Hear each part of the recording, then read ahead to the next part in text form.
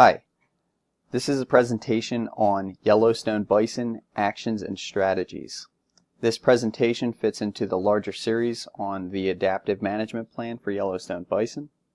This presentation was created by Matthew McGlynn on April 5th, 2018. This recording is from Glassboro, New Jersey.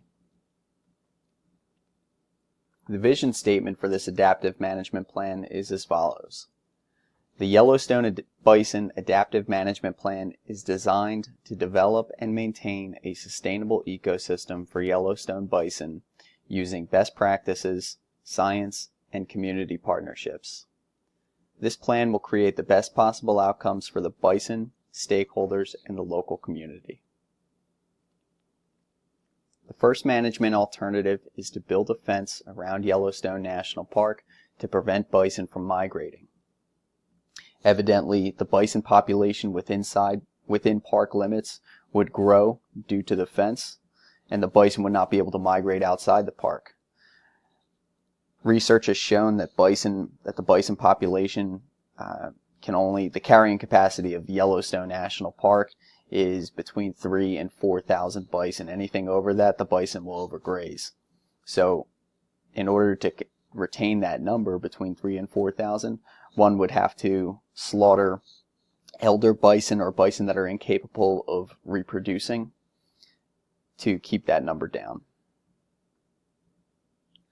The second management alternative is to translocate bison that migrate beyond park boundaries to other suitable land. The Bureau of Land Management owns approximately 250 million acres of land, especially out west. And this land is suitable for the bison.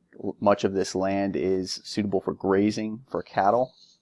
One concern here is that farmers might not want the bison to come in contact with their cattle for a variety of reasons, in which case land could be further subdivided with the use of fences. This is actually the selected management alternative. The third alternative is to capture and slaughter or auction bison that leave Yellowstone National Park. Funds could be used for conservation. The bison that leave Yellowstone National Park could be distributed to the tribal partners, or they could be sold off at auction.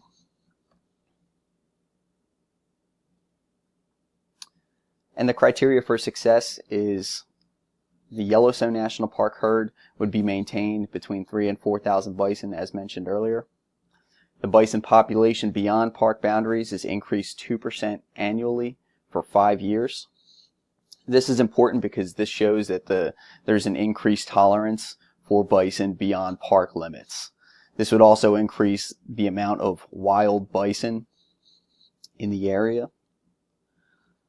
The third measure of success would be a decrease in annual complaints about bison from local livestock farmers and the community. This also goes with the second point, that there would be an increased tolerance. The fourth measure would be that there's 0 cases of brucellosis transmission from bison to cattle. New research has revealed that the odds of transmission from bison to cattle is extremely low. And in addition to that if a cow does contract brucellosis, that it's not going to decimate a farmer's cattle population. It'll only affect the cow's first birth. The references for this presentation are as follows. Thank you.